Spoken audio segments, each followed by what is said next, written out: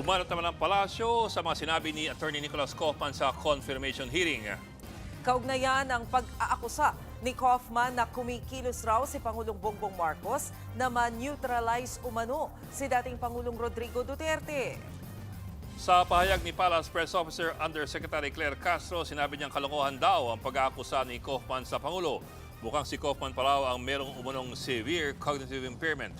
Nakalimutan daw kasi ni Kaufman na private citizen pa lamang si Pangulong Marcos nang ihain ng mga kasong crimes against humanity kay Duterte sa ICC. Banat pa ni Castro, hindi marunong maglahad ng klarong depensa si Kaufman para sa kanyang kliyente. Binanggit din ni Castro ang pag-amin noon ni dating Labor Secretary Silvestre Bello III sa isang interview na pumatay umano si Duterte ng isang tao mula sa helicopter. Dagdag pa ni Castro, dapat daw alamin ni Kaufman ang katotohanan ng kanyang kaso sa halip na mag-focus sa aniyay political rhetoric.